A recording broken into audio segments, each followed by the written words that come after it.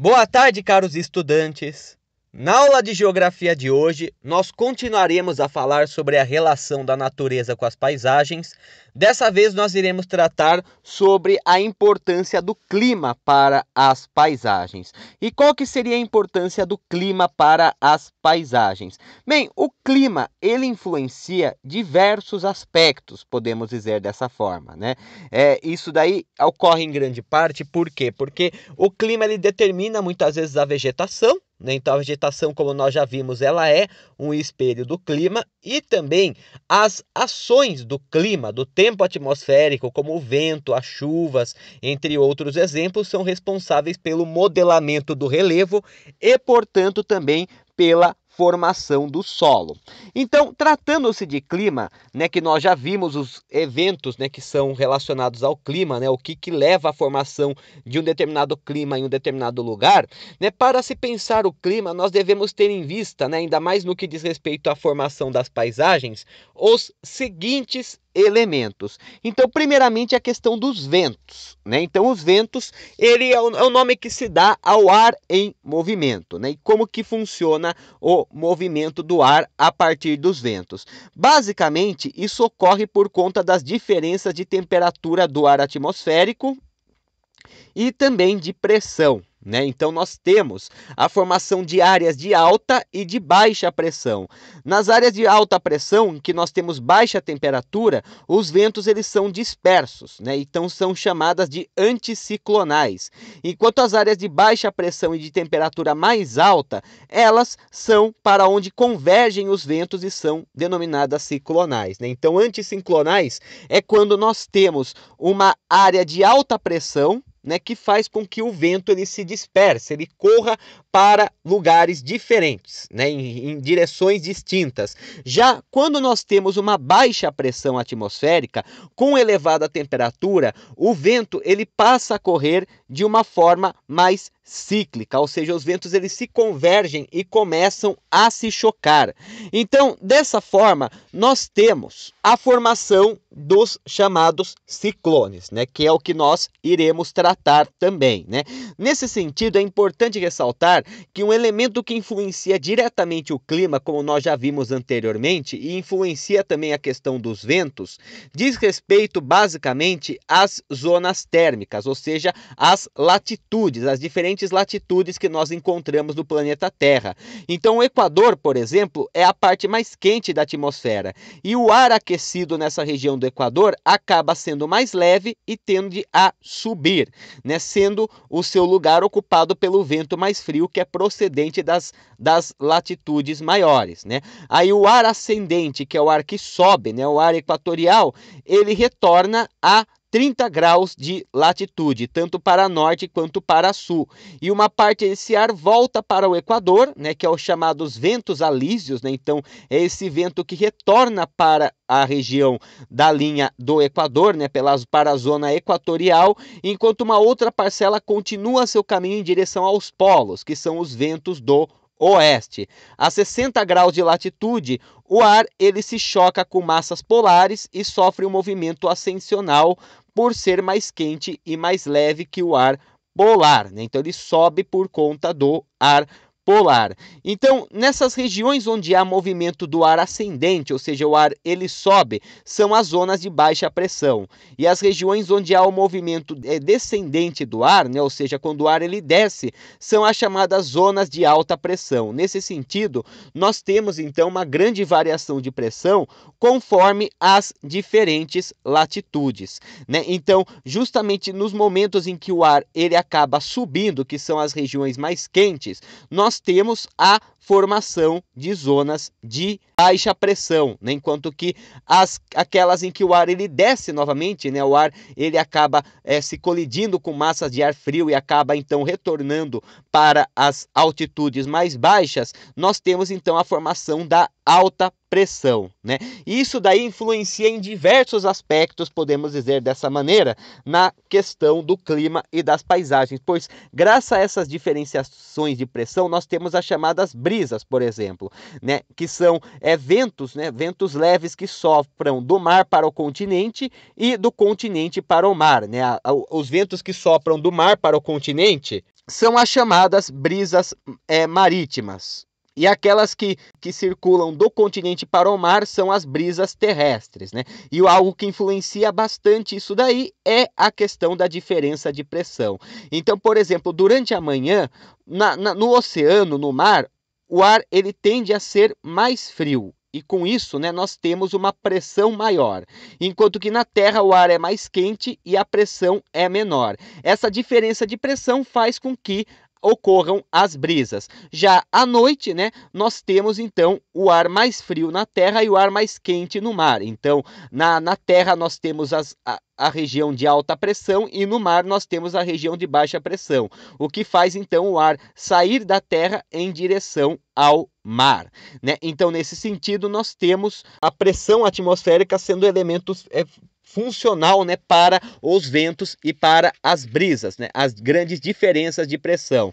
Também até mesmo nas questões da chuva, né, das precipitações atmosféricas, o clima ele se vincula intimamente ao relevo muitas vezes. Então, nesse sentido, por exemplo, nós podemos categorizar as chuvas, a chamada precipitação, né, em 3 tipos principais, né? As chamadas convectivas, que são em geral em áreas mais planas, né, e que ocorrem muitas vezes quando você tem a evapotranspiração das plantas, e com isso a água, né, a umidade, ela se condensa no ar formando nuvens, que então chove, né?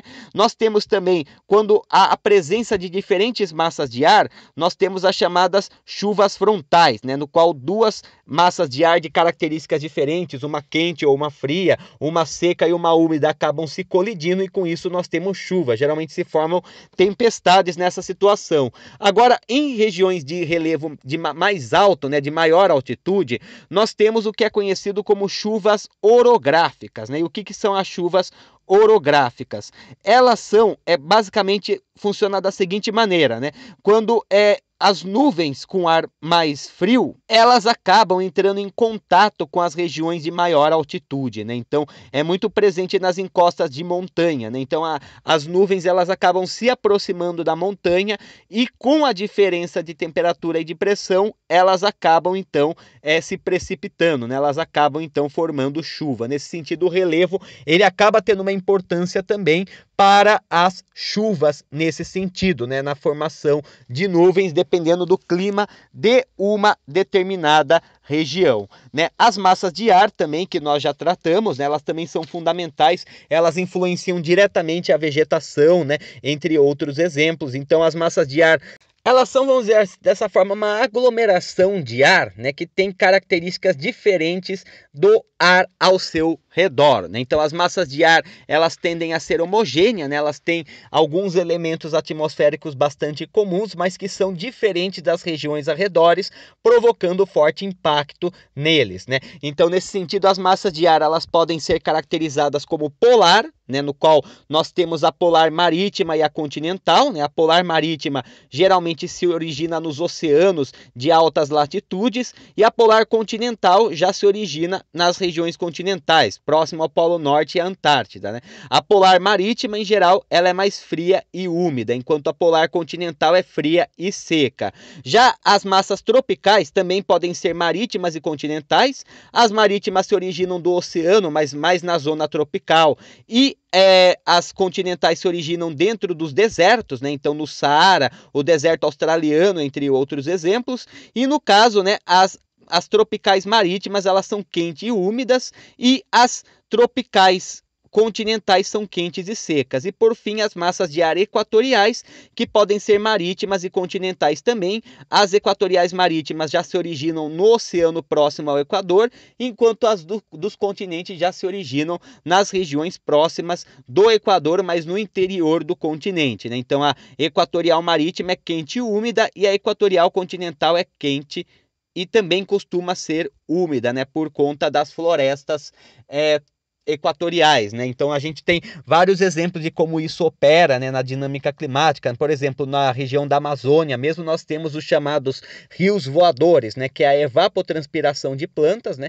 Ou seja, as plantas elas liberam umidade na atmosfera, e essa umidade ela acaba sendo transportada para a região sul da América do Sul, né? Nesse sentido, então, né, nós temos uma coligação de ventos e massas de ar, né, que leva então a essa umidade do ar fornecida pelas florestas, né, com a evapotranspiração, para circular por todo o continente sul-americano até se dissipar, formar nuvens novamente, então repetir o ciclo, né? Agora nós temos também alguns eventos mais cataclísmicos, podemos dizer dessa forma, né, no que diz respeito à formação dos elementos atmosféricos, né? Como nós vimos, então, nós temos diferentes tipos de ventos. Os ventos anticiclonais, né, que são aqueles formados muitas vezes em regiões de alta pressão e baixa temperatura, em que eles acabam se dispersando, né?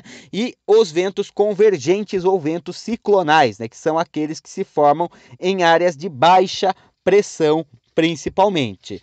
Então, né, geralmente os ventos ciclonais, eles são um elemento comum, né, em qualquer região com as características necessárias. No entanto, algumas vezes existe, né, uma grande variação de pressão e de temperatura, principalmente com relação ao oceano, mas não somente com o continente também, que formam os chamados ciclones, né? Então, o que são os ciclones?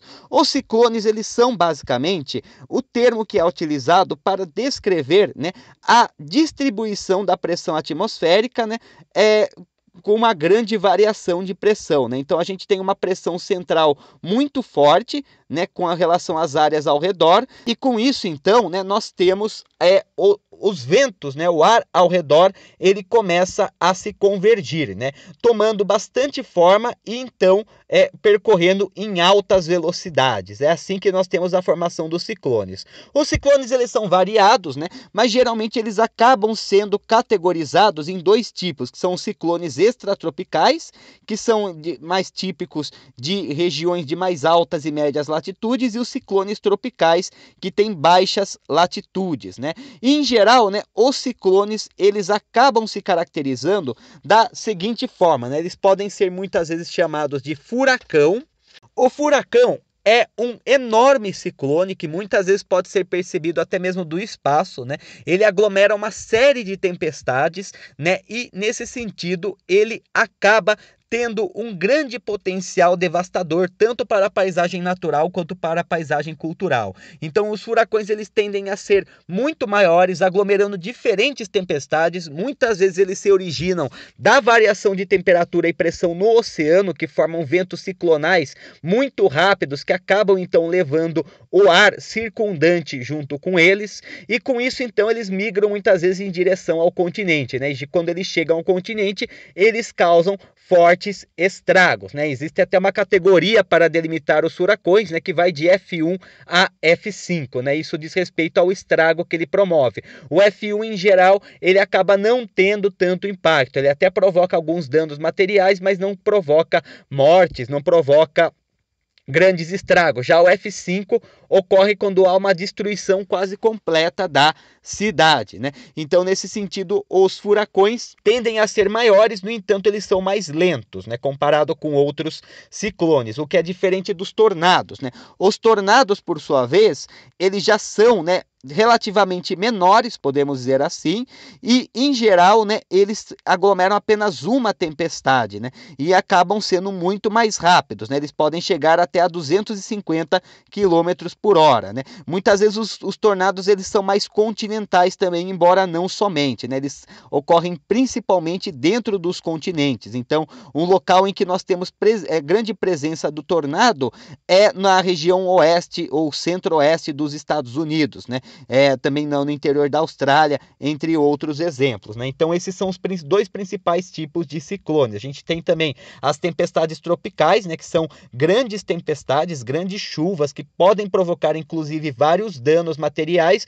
mas nesses aspectos o ar, ele não circula de uma forma tão rápida assim, né? São bastante rápidas, mas que não chegam necessariamente a formar, né, um estrago tão intenso que nem os furacões. Então, né, nesse sentido, nós percebemos que o clima, ele influencia bastante na formação da paisagem, não apenas porque graças ao clima nós temos a vegetação ela é influenciada pelo clima, como também o vento, a umidade do ar é responsável por moldar o relevo, né? Assim como também o vento, né? Assim como também os ciclones, né? Eles também são agentes responsáveis pela modificação da paisagem. Os ventos, então, que são formados pela diferença de pressão e temperatura, eles acabam muitas vezes levando sedimentos, levando matéria orgânica, né, para outras regiões, né? Assim como também os ciclones, eles podem alterar completamente uma paisagem de uma forma muito rápida e muito intensa também, né? Assim como é o caso das massas de ar também. Outro elemento que está fortemente associado também ao clima, mas que ocorre no caso nas regiões oceânicas, são as chamadas correntes marítimas. E o que são as correntes marítimas, né? As correntes marítimas, elas são basicamente um grande fluxo de água que existem dentro dos oceanos, como se fossem mais ou menos rios dentro dos oceanos. Então, um fluxo homogêneo de água que percorre os oceanos, né? Elas são mais ou menos parecidas com as massas de ar nesse sentido, né? Então, um conjunto de água é mais ou menos homogênea, mas que se diferencia das regiões arredores que percorre o oceano. Mas a diferença é que enquanto as massas de ar ocorrem no céu, né, as correntes marítimas elas ocorrem a partir da água. E as correntes marítimas elas têm uma importância fundamental também para a formação das paisagens, porque devemos ter em vista, né, que mais de 70% da superfície terrestre é formada pelos oceanos. Então, as correntes marítimas, assim como as massas de ar, elas também têm uma grande influência sobre o clima e a vegetação das regiões onde elas passam. Elas podem ser divididas em dois grandes tipos, né? E quais seriam esses tipos? As correntes quentes, que por onde elas passam, elas estimulam a evaporação e a condensação, né? Ou seja, elas contribuem para a formação da umidade do ar, né? Formando climas chuvosos, enquanto as correntes frias, elas estabilizam o ar, né? E com isso elas diminuem a condensação e a evaporação, e sendo muitas vezes relacionadas às regiões desérticas. Então, né, as correntes marítimas, elas percorrem o mundo inteiro, são como grandes rios, grandes fluxos de água que existem dentro dos oceanos, né, que podem alterar as características climáticas de várias regiões do planeta, principalmente, embora não somente as regiões costeiras. Então, por exemplo, uma corrente marítima quente, quando ela passa por uma região de baixas temperaturas, ela acaba aquecendo o ar e leva a umidade para o continente, né? Então, por exemplo, a corrente do Golfo do México, ela é fundamental para a Europa, para o clima europeu, né? Pois quando ela percorre as proximidades da Europa, ela costuma contribuir para o aumento da temperatura e também para a chuva na Europa, né? Agora, um outro exemplo que a gente tem, né, no caso das correntes frias, né, elas acabam diminuindo a temperatura e a umidade do ar por onde elas passam. Então, geralmente em regiões muito tropicais, quando uma corrente fria ela passa, ela tende a provocar uma queda brusca na temperatura e também promove uma diminuição nas chuvas. Então, as correntes marítimas, elas são, vamos dizer dessa forma, um elemento que influencia o clima e, portanto, a vegetação e outros elementos também, né, que estão diretamente relacionados ao clima a partir dos oceanos. Como os oceanos são a maior parte da superfície terrestre, elas têm uma influência bastante presente, né? E nesse sentido, é importante nós percebermos como elas atuam a partir de dois fenômenos. E quais são esses fenômenos, né, que acabam ocorrendo com uma certa constância, provocando um grande impacto mundial e que são, inclusive, complementares, podemos dizer dessa forma, né? Que é o El Niño e a Laninha, né? E o que são o El Niño e a Laninha? O El Niño, basicamente, é um dos fenômenos mais importantes do que diz respeito ao clima do mundo, né? O El Niño, basicamente, ele está relacionado à dinâmica dos ventos e o aquecimento das águas do Oceano Pacífico. É um fenômeno que não ocorre sempre, né? Ele não ocorre todos os anos, né? Geralmente ele ocorre apenas quando as águas do Pacífico fiquem ao menos 0,5 graus Celsius acima da temperatura média normal.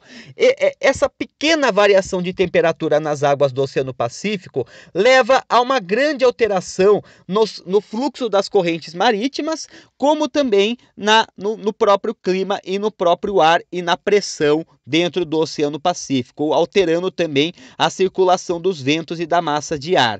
Então, nesse sentido, né, o que acaba acontecendo? Quando o El Niño ele não ocorre, as águas superficiais do Oceano Pacífico são levadas para a proximidade da Austrália por ventos alísios, né? Então, ventos que acabam transportando essas águas superficiais para a região da Austrália, né? Então, se desloca de leste para oeste, ocasionando a chuva nessa região, né? Então, nesse sentido, né, sem o El Niño, nós temos os ventos alísios, né, de leste a oeste, que acabam então permitindo, né, a chuva na região do Oceano Pacífico. Com isso, então, as águas que são mais frias e profundas vêm à superfície, né, que é a chamada ressurgência, e começam a banhar a costa oeste da América do Sul. Então, esse é o ano sem o El Niño. É assim que esse fenômeno ele ocorre, né, mas geralmente, né, sem grandes variações. Agora, quando o El Niño ele ocorre, nós temos uma grande mudança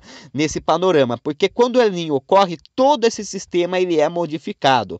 Então, nesse sentido, nós temos um enfraquecimento dos ventos alísios e muitas vezes a inversão dos ventos. Se geralmente os ventos eles correm no Oceano Pacífico de leste para oeste, agora eles passam a correr de oeste para leste, o que contribui para o aquecimento das águas do Pacífico e da costa oeste da América do Sul, e que passa a aumentar a temperatura nessa região quando o El Niño ele atua, né? E o El Niño ele é um fenômeno praticamente mundial. O único continente que não chega a ser afetado pelo El Niño é o continente europeu, né? Mas de certa forma, né, com essa simples mudança no fluxo de ventos, né? Então, se geralmente nós temos o vento de leste para oeste na região do Pacífico, que leva a umidade e a chuva para aquela região e o resfriamento da costa do Pacífico, né? Quando nós temos então os ventos de oeste para leste, né, por conta do aumento de 0,5 graus Celsius da temperatura do Oceano Pacífico, isso leva, então, a uma série de fenômenos em vários lugares. Então, nesse sentido, nós vamos ter um Oceano Pacífico próximo do Equador bastante chuvoso e quente. No continente americano, nós teremos várias secas. Então, nesse período, nós temos secas no norte e no nordeste brasileiro, por exemplo, né? Assim como aumentos drásticos da temperatura no sudeste e no centro-oeste, né? Grandes chuvas na região da Argentina também. Na América do Norte, né? Na costa oeste da América do Norte, nós temos grandes tempestades, enquanto na costa leste nós já temos uma presença de períodos mais secos e quentes, né? Nós temos também, né, na região do Golfo do México um clima mais chuvoso e frio, e até mesmo na Ásia também, né? Na Austrália nós temos uma grande seca, já que os ventos que levavam chuva para a Austrália são invertidos, né? E, né, na região do Sudeste Asiático nós temos um predomínio de uma grande seca também, né, atingindo inclusive a África também, no qual na região central nós temos uma chuva maior e uma seca maior na região do sul. Por que isso acontece, né? Isso acontece basicamente por conta dos seguintes motivos. O clima, né, a dinâmica climática que envolve temperatura, pressão do ar, entre outros exemplos, é um sistema totalmente coeso, né? Ou seja, é um sistema totalmente interligado. E isso leva, então, ao que qualquer pequena mudança que nós temos nesse sistema influencia qualquer outro fenômeno, né? Então, o simples aumento de 0,5 graus Celsius na temperatura do Pacífico leva a uma grande mudança na direção das correntes marítimas, na direção dos ventos, que de tabela acabam influenciando outras correntes marítimas e ventos, levando então a um fenômeno global, ou seja, um fenômeno no qual nós temos a percepção desse El Niño em praticamente todos os continentes, menos a Europa, que é o menos afetado por eles, né? Então é uma mudança bastante simples, podemos dizer dessa forma, que promove então um efeito bastante devastador, podendo levar a várias tempestades bastante destrutivas em algumas regiões, como na costa oeste norte-americana, na Argentina e na África Central, ou então grandes estações de secas, né, que nós encontramos principalmente no Nordeste brasileiro, no Sudeste asiático e também no sul da África e Austrália também, né? O segundo evento que nós temos é a chamada Laninha, que ocorre depois do El Niño.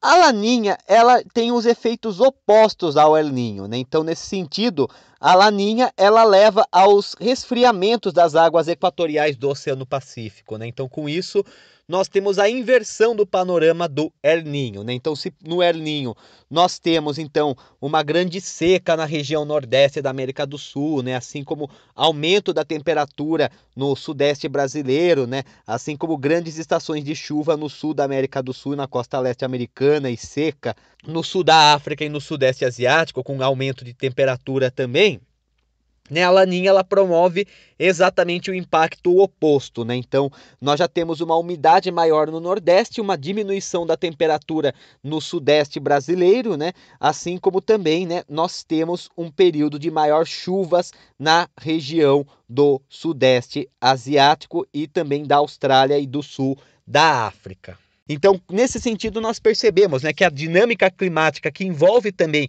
as correntes marítimas, ela é essencial para a formação das paisagens terrestres. No momento é isso, então, uma boa tarde para todos.